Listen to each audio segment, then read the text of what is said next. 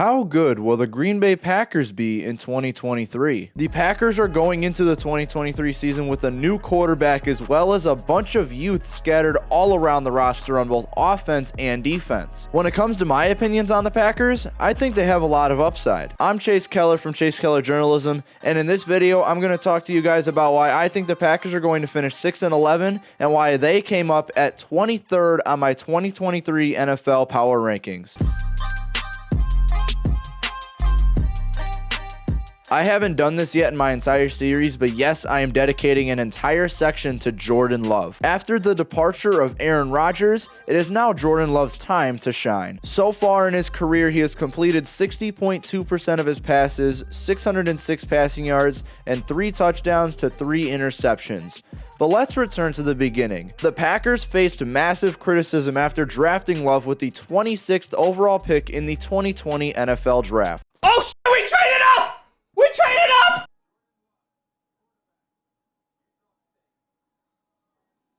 Are you me? Jordan Love, quarterback, Utah State. Oh, no. So when you hear McShay say there are going to be teams out there that are going to like Love more than Herbert, what do you say? But when you look at the body of work over the last 2 years in the big games where Jordan Love struggled against BYU. He struggled against Boise. Justin Herbert in Oregon answered the bell against 2 really good defenses in Utah and Wisconsin. Jordan Love did not see a snap during Aaron Rodgers' 3rd MVP season, but during the next season, he filled in for 1 game, and in my opinion, it was atrocious. In this game, Jordan Love went 19 for 34 for 190 passing yards, 1 passing touchdown, and 1 interception, along with 5 rushes for 23 rushing yards. So you may be asking, why is this performance so bad? Well, it's primarily because Jordan Love had 3 turnover-worthy plays in this game. So just from that stat sheet takeaway, along with watching some film from that game, Jordan Love's decision-making was not it. And that was the most nagging con going towards Jordan Love in the 2020 NFL Draft. He had 26 turnover-worthy plays in 2019, which was 4.7% of snaps. Yet in 2022, he showed a lot more promise as a backup. He dropped back 21 times and had 0 turnover-worthy plays. I also bring to your attention that the Packers may have known something about a potential Aaron Rodgers departure. In 2021, Jordan Love had a dropback percentage of 45.6% outside of his game against the Kansas City Chiefs, where he started.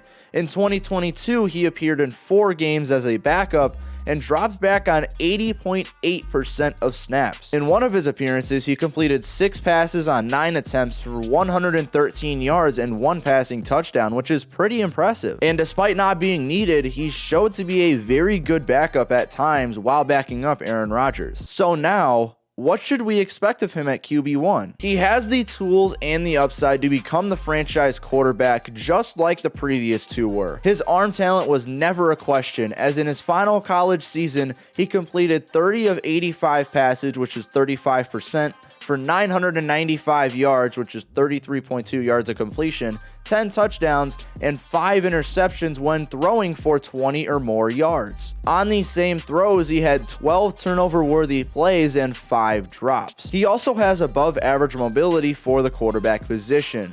But as I mentioned before, the most nagging con to his game is his decision making, which may be why his production took a massive decline from 2018 to 2019. It gets even worse when noting that his production may have been manipulated while playing in the Mountain West, which is a group of 5 conference. So I have a precedent for Jordan Love. There just isn't a great enough of sample size for him, just like a couple other non-rookie quarterbacks like Sam Howell, Desmond Ridder, or Brock Purdy. And these players' ratings are primarily built off their ratings as a prospect, with the exception of Brock Purdy, who went from a 61 to a 73 on my board. And now we note that Love is under even more pressure to perform well, as the backup, in my opinion, is awful. If you aren't sure, the backup is Sean Clifford, who I have at a 47 overall on my board.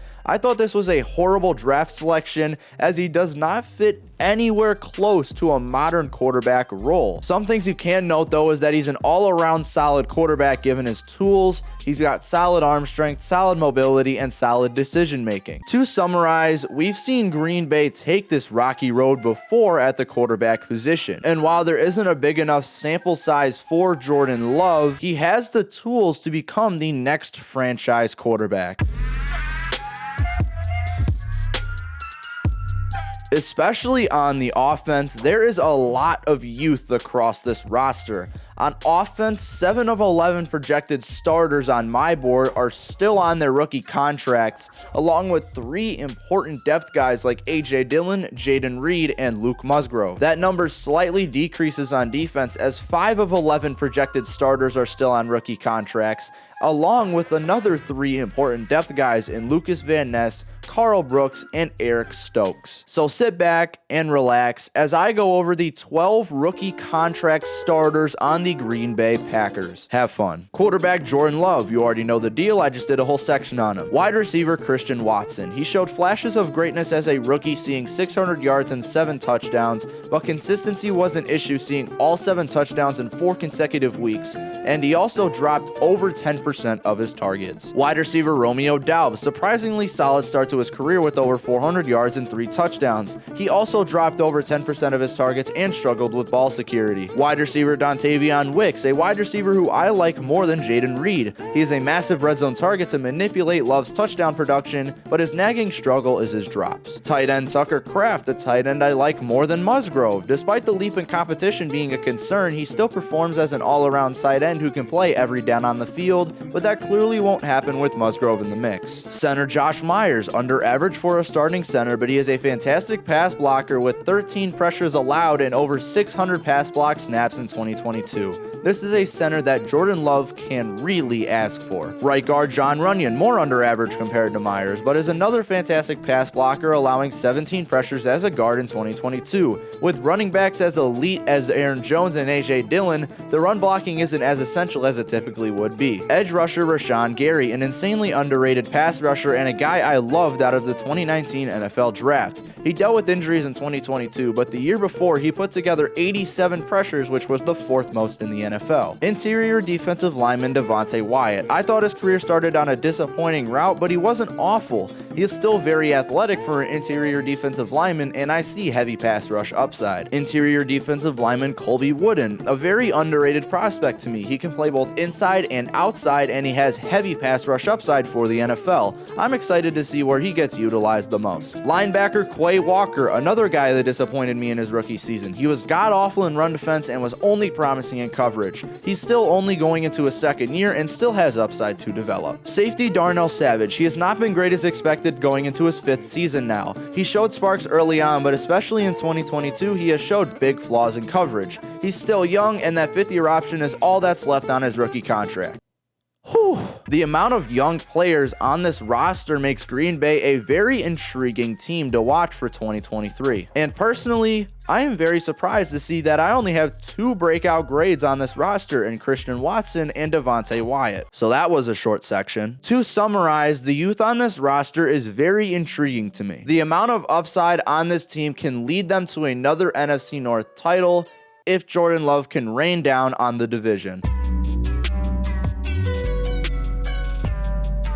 Let me start this section with a bold take. I'm not too high on Matt LaFleur. Despite that, this coaching staff still remains as an average staff overall, receiving a 7 out of 10 from me. So let me explain a little bit deeper. I graded every head coach, offensive coordinator, and defensive coordinator, and Matt LaFleur came out as a B grade for a head coach. His combination of offense with Adam Stenavich, which I will discuss here in a moment, has brought a creative scheme to Green Bay. Late in 2022, these two brought an emphasis on the run game given the struggling pass game with Aaron Rodgers. Matt LaFleur switched from a physical zone run game to an open field gap run game with the already proven elusiveness of Aaron Jones and the developing open field ability from A.J. Dillon, this was a great idea. Not to mention, it's almost undebatable that A.J. Dillon had a better second half of the season than he did first half of the season. It was a smart decision to manipulate the best offensive players, and that should likely continue on into 2023. But there's something I have to admit.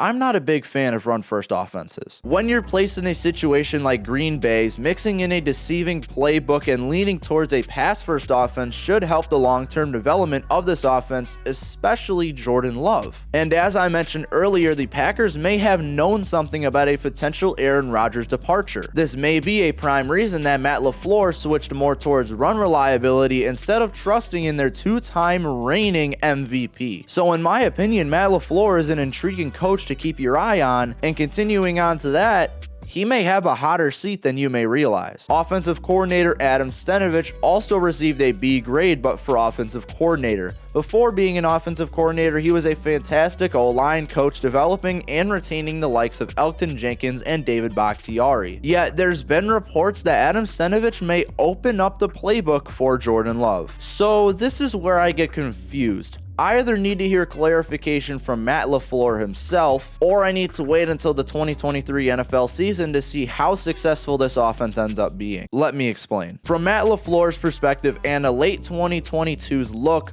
the Packers are likely going to return to a run-first offense and fully rely on these two big running backs. Yet, from Stanovich's comments, it may seem as if the Packers are running it like they did with Rodgers, a pass-first offense relying on the quarterback. So I'm intrigued to see where this offense lands in 2023, but there's a lot of uncertainty outside of that running back room. So I like the idea I mentioned earlier. Continue on with a run-first offense, but continue to develop a playbook that helps Jordan Love get opportunities. The Packers also may have one of the most underrated defensive coordinators in the NFL in Joe Barry. Personally, I think Barry is very close to a head coaching opportunity. The scheme that he runs is working as well, and Barry is fantastic at adjusting to opposing offenses. The coverage combinations that you see from the Packers are different week in and week out, and it works. The secondary talent isn't fantastic outside of Jair Alexander, but they all play like they're fantastic. So this information that I just mentioned confirms the credibility of Barry as a head coach.